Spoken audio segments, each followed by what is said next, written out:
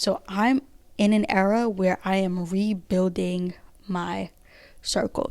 So I'm actively doing this, finding community that actually aligns with the person I'm becoming, not who I used to be.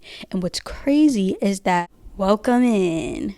We are having a holistic health conversation with me, Kira, about the connection between loneliness and wellness. Today, there is a huge amount of people who feel lonely. And so if you are feeling this way, you are not alone in that, at least. But let's talk about some ways that you can combat this, that you can feel better with yourself and by yourself. And let's answer your questions about loneliness. So the first one is, why do I still feel lonely even though I'm doing all the right things? Eating clean, journaling, meditation, and working on myself. I think the key word here is myself. My question to you would be, are you pursuing these things, these self-improvement things in community? Are you doing these things with others as well as yourself? Because there's a lot of opportunity out there for you to work out with other people, to meditate with other people, to eat with other people, hit up somebody and say, hey, I found this new vegan restaurant. Like, I will say personally, there is a new sushi restaurant that just opened up and they have a lot of vegan options. So of course I want to go. If you find something like that where you're like, okay, can I invite someone along this journey with me? That will definitely help you feel less alone. When we're working on ourselves, we can kind of just get into isolation mode, but that can do more damage than good. I've been through this myself. When I was first starting my self-improvement journey, I was nitpicking at every little thing that people did, right? They couldn't do this, or I'm sorry, your vibration is lower than mine. You cannot be around me. And that's honestly a projection. That's judging. And now you do need to use discernment about these things if there's someone who you think would rub off on you the wrong way. But there's things that people do that are okay. Nobody's perfect. So I would say you probably feel lonely because you're doing all these things by yourself. If you put yourself out there in community more and do these things like meditating, journaling, and working out, you will feel less lonely. And sometimes it's okay to feel alone when working on yourself. There's a lot of people who aren't working on themselves. And so if you have been around these people because you were one of them and now you have found out about working out, meditation, journaling, how these things can improve your life, it's likely that you will feel alone because all those people around you aren't doing it. And that is okay. The second question is, how do I keep healing when no one around me is growing at the same pace? Oh, that's actually very on point with kind of the last part that I said in the last question. So how do I keep healing when no one around me is growing at the same pace? As you're healing, you will find people who you can find common ground with, you can relate to. If you will put yourself out into the world, you will just attract them. They come, and if they don't, you just keep going. A lot of people, there's a saying, right? It's lonely at the top. But I don't think that's true. I think that there's just a smaller pool of people who are doing those healing things, doing those things to reach higher levels. And I really feel that if you keep going, you will attract those people eventually. And if no one's growing at the same pace, share some things with them that you are doing, especially if they are important in your life, because maybe you'll be putting them on and you'll be helping them to start growing at the same pace. Share your knowledge, share the things you learned. Do not gatekeep. And those people who are open to growing, maybe they see you and they're inspired and they're like, ooh, what's she doing? Maybe they're too afraid to ask. Maybe they feel a little pride and they don't want to ask. Just share these things, whether you're doing it on your social media, your story, or making content saying, hey, this is what I did today and this is how I'm healing. There are going to be people who see that, like that, and they might be your close friends, the people around you, and they start doing that. reach out to your friends and say, hey, do you want to do this insert healing activity with me, so that they can grow with you. You can't take everyone with you, but you'd be surprised how many people are actually willing to grow. The third question is, why do my relationships feel surface level even when I'm trying to connect deeper?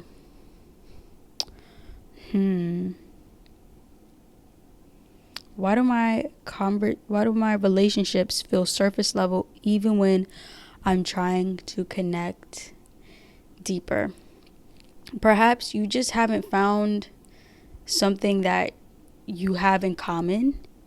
If you find a topic that is deep, then you'll see how the other person thinks and if you can go to that level with them. You can't go to the same level with everyone, and it is what it is. But there's those people out there who like going deep, who don't like small talk, and that can be maybe a little bit of projection too. If you feel like, oh, this person is not going deep enough, I get it, but what if they're feeling the same way? Like, you just have to find something that you both have an interest in, and then that way it'll feel good going deeper. That way you'll see, maybe this person is trying to have a deep conversation with me and I just wasn't able to get to that level with them because I don't have an interest in what they're talking about. You have to be interested in people and things will get more deep.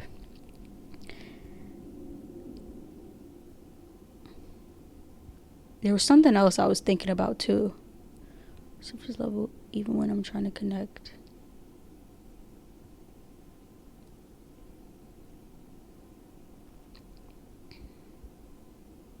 Maybe it'll come to me. But yeah, I would say open your eyes to see if you can find common ground, to see if you can find something that you both want to go deep on. There are a lot of people out here too who that is not their vibe. That is not their vibe. They want to live in a land where they don't want to go deep. Or maybe, this is what I was thinking about, maybe you haven't made them comfortable there, or they are not comfortable enough with you yet to go that deep. Perhaps you have to show them first that it's safe to go there with you, that it's safe to talk about their pains that they've gone through by expressing some of the pains that you've gone through yourself. Maybe it's safe for them to talk about the crazy conspiracy theories that they have, because you open up and give them one of your crazy conspiracies. So create a space of safety, and that will allow more room to have deeper conversation. Next question is, how can I open up emotionally without feeling like I'm oversharing or being too much? Ooh. How can I open up emotionally without feeling like I'm oversharing or being too much? I think if you want to be more emotional, you have to start getting comfortable with perhaps feeling like you're oversharing or being too much. Because if you're oversharing, if you're being too much, think about those people who you know who are like that. And most of the time, we're not really judging those people harshly. We might even enjoy the fact that they overshare. We might enjoy the fact that they're too much. We just know how to handle it. And if you're feeling like that, it's probably because you're not that way. So if you move closer into that lane, you would probably be at a regular level of sharing, or a regular level of being too much or not too much. Get okay with it. It's also about being able to take up space. I used to have a problem, and people in high school would tell me, oh, I wanted to be closer, but you just haven't opened up about anything. You don't tell me anything about your life. I was a good laugh. I was a good, like, we could laugh here, we could do this, we could tell jokes, we could play, we could have fun.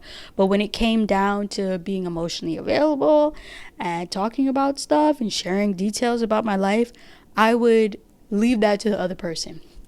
I would do that. And I learned all these things about people, but they didn't know anything about me, or not anything, but they just didn't know too much about me. It almost felt like I didn't feel that my things that I had to share were valid enough, that they weren't exciting enough, that they weren't important enough, or just, yeah, exciting enough. So I didn't want to share it. But you are exciting. You are important. Everything about you is exciting and important. If you start taking on this mindset, then you will feel more enthusiasm when you share, and you won't care if you overshare. Because what is oversharing, right? Like, even if you spill your deepest, darkest secret, there's people out there who made a living off their deepest, darkest secret, or that's just a huge part of their journey, is their deepest, darkest secret. That I think oversharing, being afraid of oversharing is probably being afraid that, trust issues, or that what you say is important enough. Now, if we get into trust issues, just don't share anything that you wouldn't want to see on the news. Okay. Unless it's a really, really close friend or family member, just be conscious about who you trust. If you don't want to see it on the news, then don't share it. Next question we have is it normal to feel disconnected from people as I evolve, and how do I handle that loneliness? Oh, it is so normal. I think a lot of people do talk about the loneliness that comes from evolution or self-evolution, but I think it can be talked about more, because sometimes you can see those people who evolve and who are going through their journeys, and they still are able to keep their friends, or they're still able to, make new friends easily. But that's not the case for everyone. And as you evolve, there's going to be so many people who fall off because you are becoming a new person, or you're creating new boundaries that maybe they don't like, and so they gotta go. Or you can't do the same things anymore, so you can't relate to them. Maybe you stop partying, and so all your friends who you used to party with, you might try to do something like go to the aquarium, and it's just not fun, or they're just not that type of person, and that's okay. As you evolve, that loneliness it can be a sign of growth, can be a sign that you are reaching a higher level, and there's those people at that higher level that are waiting for you to get there. And so if you can stick through the loneliness, I know a lot of us feel lonely, including myself. Sometimes I feel lonely, but then I remember that actually I can go do this thing and meet people. I can go to a Pilates class and meet somebody. I can join this group on Facebook or Instagram and meet people. Like, I just have to put myself out there. I can go to this networking event and exchange, numbers or cards or whatever with people, and then hit them up to hang out. You have to be comfortable putting yourself out there and failing. I've failed many a time. Not everybody is going to be for you. I have met people and it just hasn't worked out. And then there's some people you meet and they stay around for a while, and maybe you move or whatever. It's also a part of growing up and being an adult. It happens, but if you believe and know that there are people out there like you, or have the same interests, or that you will meet and get along with, then it will happen. You have to keep that mindset. You have to keep that faith, because there are those people. I want to say, I promise, because I really don't think God would just take us through a journey of growth to just be alone. To me, that don't make sense. I know that there's those people. And if I'm going to be super blunt and honest,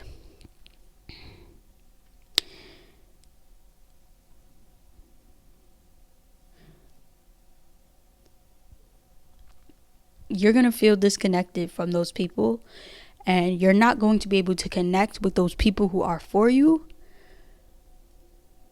until you are at the same frequency as them. I know that kind of sounds bad because it's like, obviously everyone is worthy. Everyone is worthy of love. Everyone is worthy of friendship.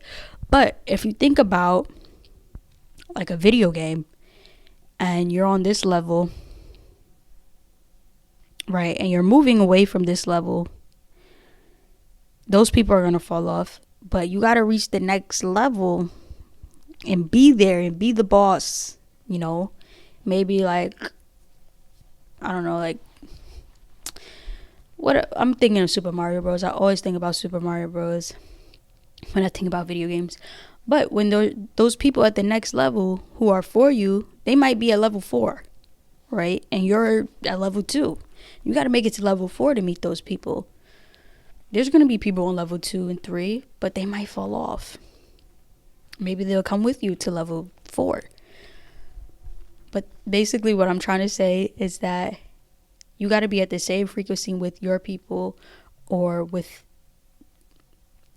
the people that you are on the same level with, that you're evolving with. And then once you get really close to people, that kind of dissolves, where you just love them, and whether you're on this level and they're on that level, or they're on this level and you're on this level, that love will keep you connected, those memories. And that is what really matters. If there's nothing bad, if no one's doing anything that's really gonna be harmful, if you're sharing things with each other, then you can stay friends. So I understand feeling disconnected, but maybe find a point of reconnection. What can you learn from them? And also, what can they learn from you? So that you can stay connected as you evolve, so that they can help you evolve while you also help them. The next question is, how do I find a community that actually aligns with the person I'm becoming, not who I used to be? Okay, so I'm in an era where I am rebuilding my circle. So I'm actively doing this, finding community that actually aligns with the person I'm becoming, not who I used to be. And what's crazy is that I will attract people who, don't party anymore, or don't drink, don't smoke, because I don't do those things anymore. But the communities that I'm stepping into, where those people are healthy communities, are communities of women who are doing things to advance themselves in life, right? So if you want to find the community where people are doing the things that you're interested in, you can find communities in a lot of places. So if you're looking for the easiest thing to do, right? Go online, go on Facebook, go in Facebook groups and search the interests that you have, and then whether you're a man or a woman, your age group, and find some Facebook groups, right? For instant knitting or content creation or spas and wellness, find that. Find those people, find those groups. You'll see events, and then you'll find community at events. You could do the same thing on Instagram if you move to a new city. There's so many people out here today. Shout out to y'all, lovely people who are creating groups and pages for people to come together in order to combat this loneliness thing that we feel, that many of us feel, and are overcoming, because that is such important work now. I think before social media, we kind of was just talking to everybody, but let's be honest, it feels a little weird. Sometimes I do talk to people, but it's like sometimes it's easier to go on Instagram and find a group, and then they're having this event, and then go to the event, and then you meet the people. So that's one way. Another thing you can do is at any local shop that you go to, whether it's a juice bar, smoothie bar, cafe, library, sandwich shop, sometimes they will have papers on the wall or a poster board where people can come in and put their business cards or events that they're having, or little, just anything on paper, and they can stick it to the board, or they can put it on a table. Look out for those things, because you'll find, hey, oh, there's a flower market happening on Saturday at 11. Oh, and you didn't see that online. You saw it in person from this little poster or paper that you seen at a restaurant. Look out for those things, because in my opinion, I feel like those things, when you see something and it completely aligns with you, and it's something maybe that you've been looking for, like maybe it's a samba dance class and you finally see this paper, those things are aligned for you. It's easy when you're online, like social media, to search something up, but when you find something in real life, it's like a clue. If you ever play Pop Tropica and you found these little clues that helped you move on to the next level and stuff, it's kind of like that, and that's even more fun. There's a lot of those at libraries too. They'll have events, things on the wall, things just around, and people might even go old school and you could see things on a tree, like stapled into a tree. Just look around you. We need to pay more attention to real life, so you can find communities everywhere. And honestly, if you feel so inclined, if you're walking past something and there's a lot of people, you're like, what is this? Ask somebody, what is this? And they're like, hey, yeah, this is we're in line for our monthly walk or run club. Like, there was a lot of people running past me the other day, and I was like, what is this? And like, oh yeah, we're running for a charity. I'm like, oh, what running club is this? What group is this? And they're like, oh, it's a mix of groups. It's this, and you know how much information that just gave me? There's this run club, there's this run club, there's this run club, there's this charity, that I could all find community in all these places. So utilize actual human beings by speaking with them. Utilize stores, libraries, and all those things that people still market physically. And then utilize your social media. The next question.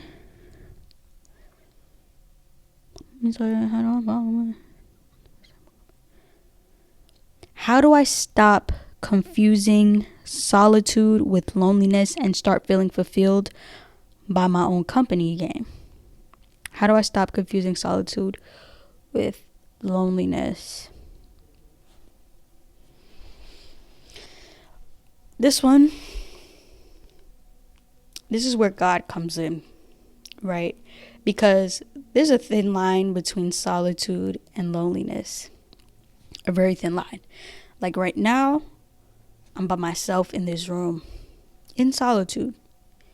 But if I started putting all these negative things around me, like, oh, I'm on this journey and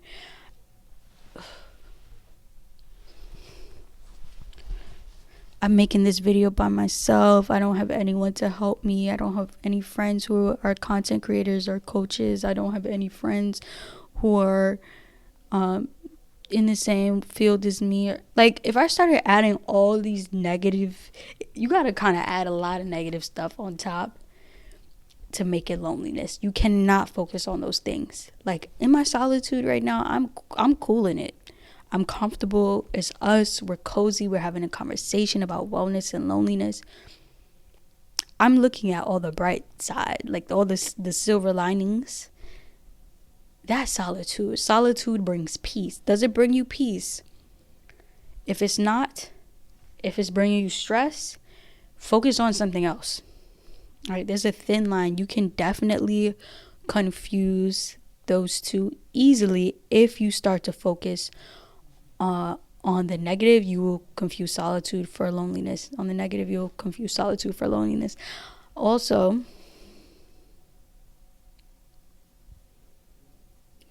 if you are in a space where you haven't talked to people in a while, you might feel lonely, and that is valid, right? Like, we need human connection. We need human connection. I don't care if you are talking to the UPS driver who's dropping off your package, the cashier at Trader Joe's. Keep talking to people. Have conversation. There were times before I moved where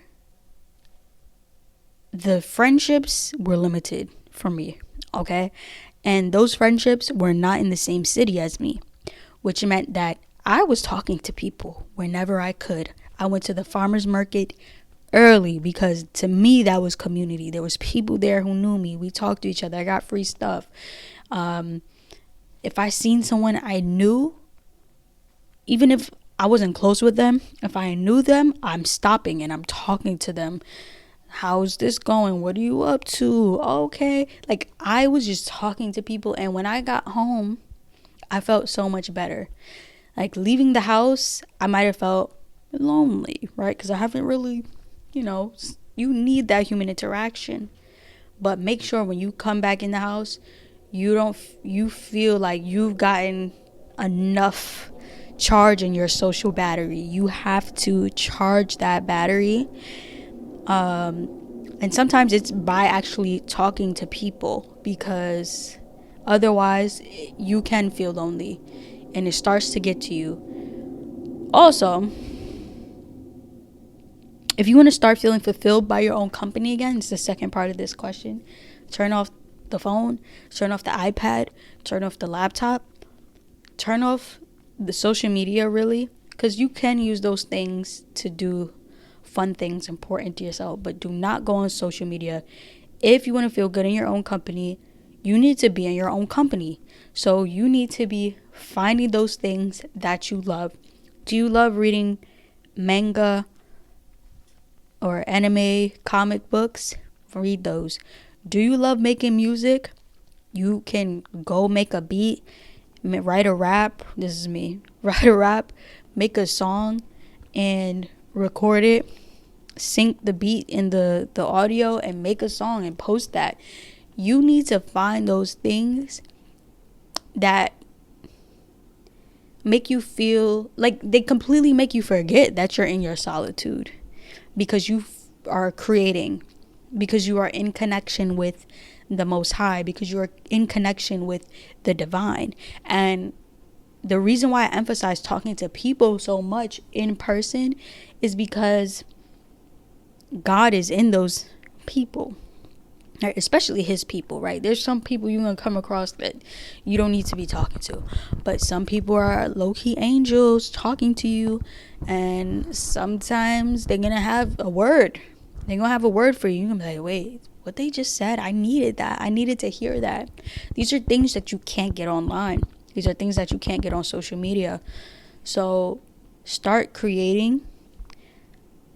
Get a cookbook, make a recipe, feel good in your own company by creating and connecting with God, because you'll forget that you're alone.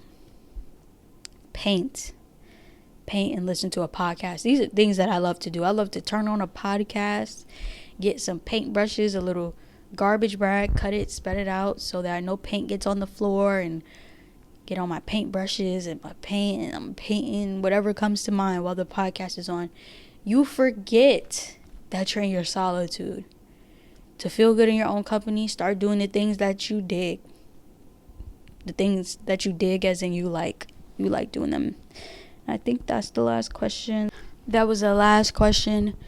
If you have questions, I would love to answer them. So send them over to the email that's on the screen or the website that's on the screen. I will also put links in the description and the email in the description so that you can easily send in your questions. Loneliness is something that many of us face today. It's kind of just a part of being so intimately involved with social media.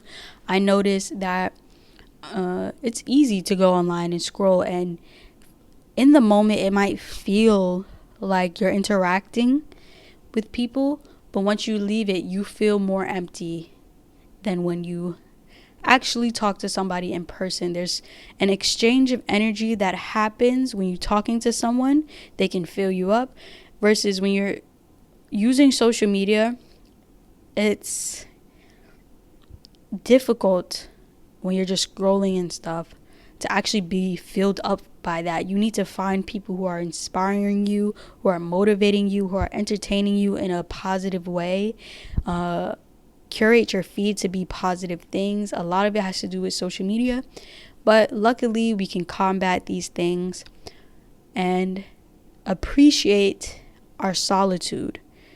We need to have a switch from I feel lonely to I appreciate my solitude. Thank you, God, for giving me this time to be in my solitude, to grow, to learn, to develop myself into the person who attracts the people easily who are meant to be in my life.